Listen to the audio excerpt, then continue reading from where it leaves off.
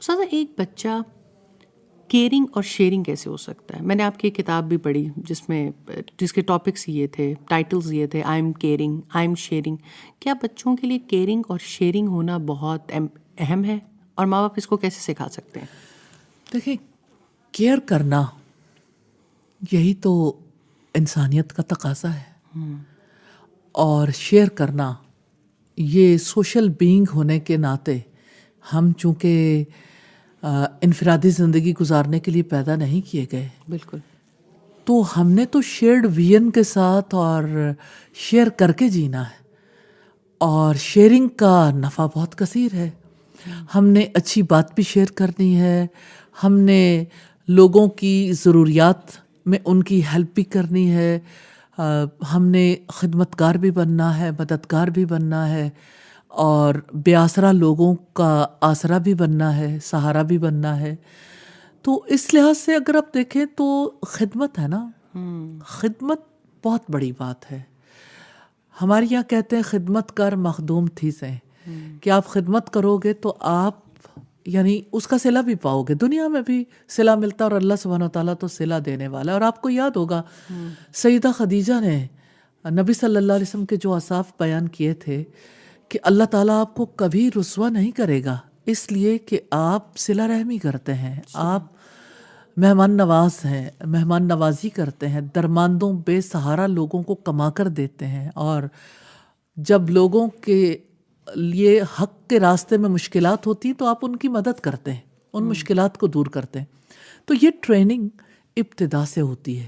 ایسا نہیں ہوتا کہ انسان اچانک بڑا ہو، کوئی کتاب پڑھے، مجلس اٹینڈ کر لے تو اچانک اس کے اندر تبدیلی آ جائے.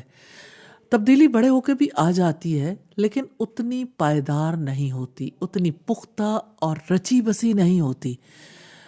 تو یہ ایک خاص کیریکٹر ہے. یہ بیسیکلی اگر آپ دیکھیں تو آپ یہ کہہ سکتے ہیں کہ مسلم ڈی این اے میں یہ بات شامل ہونی چاہیے، اور ہوتی ہے، اور اللہ سبحانہ تعالیٰ نے رکھی ہے، اس کی بڑی گنجائش ہے. اگر یہ کیئر شوہر بیوی کے درمیان ہو تو یہ اطمینان، سکون اور محبت کا رشتہ بن جاتا ہے. بہن بھائیوں کے لیے ہو، رشتہ داروں کے لیے ہو تو صلہ رحمی بن جاتی ہے. تو یہ کیئر کرنا، شیئر کرنا، یہ تو بنیادی اوصاف ہیں. آپ نے اس پہ اتنا فوکس کیا، اور آپ نے کہا کہ کیئرنگ ہونا ایک بہت شاندار کوالٹی ہے، لیکن ہمارے یہاں تو جو بہت کیئرنگ ہوتا ہے اور لوگوں کا ہمدرد ہوتا ہے اور ہر کسی کے بارے میں سوچتا ہے، اس سے کہا جاتا ہے کہ تمہیں اپنے آپ کو سنبھالو، تمہیں لوگوں کی کیا پڑی ہے. اگر رشتہ داروں کے ساتھ بہت اچھا معاملہ کرے، نارملی سوسائٹی اس کو بہت انٹیلیجنٹ نہیں سمجھتی.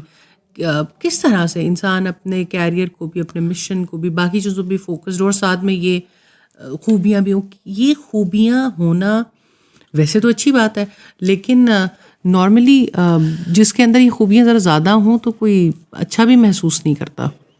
فائزہ، ایسا ہے کہ سوسائٹی کا پورا مائنڈ سیٹ پریپیئر کیا گیا نا، کھا لے، پی لے، جی لے، ایٹ ڈرنک اینڈ بی میری، ٹمورو وی میں ڈائی، کہ زندگی کا مقصد ہی کھانا پینا رہ گیا. آپ دیکھیں کہ ایک ایسی سوسائٹی میں، آپ کو یاد ہوگا ایک امام مسجد نے خطبہ دیا تھا اس بارے میں کہ جب تک ہمارے یہاں یہ باہر کی چینز نہیں تھیں، فوڈ چینز نہیں تھیں، اس وقت تک لوگ جو ہیں وہ ایک مرغی منگا کے کتنے لوگوں کے ساتھ شیئر کر لیتے تھے، پورا خاندان کھا لیتا تھا. اچھا، اب یہ ہے کہ جب یہ فوڈ چینز آئیں تو ہر کوئی اپنی الگ ڈیلیوری کراتا ہے، کہتا ہے نہ ہی کسی کو ساتھ شامل کرنا پڑے، اور اگر کسی نے شامل ہونا ہے تو ہر کوئی اپنا اپنا سوچے. اور اب تو یہ ہو گیا کہ آپ کہیں بھی کھانا کھانے کے لیے چلے جائیں تو آپ کو اپنا ہی کھانا آرڈر کرنا ہے، یعنی وہ کھانے میں بھی شیئرنگ ختم ہو چکی ہوئی ہے. جی، وہ یعنی ایک لائف اسٹائل میں چینج آ گیا. لائف اسٹائل میں چینج. تو میں یہی بات پہ توجہ دلانا چاہتی ہوں کہ یہ والی بات تو اب ہر کوئی اپنا اپنا لائف اسٹائل اڈاپٹ کیے ہوئے، اپنی اپنی ہیبٹس ہیں. اگر وہ دوسروں کے لیے کچھ کرتا ہے، وقت نکالتا ہے، کسی کی مشکل میں جا کے کھڑا ہوتا ہے، تو نارملی اس کو سوسائٹی میں انٹیلیجنٹ ہونا نہیں مانا جاتا. بات یہ ہے کہ دیکھیے، سوسائٹی کو اینیمل لیول تک پہنچا دیا گیا نا. اصل بات ہے اس وجہ سے سوسائٹی کے اندر پیرامیٹرز چینج ہو گئے، ویلیوز بدلی ہیں.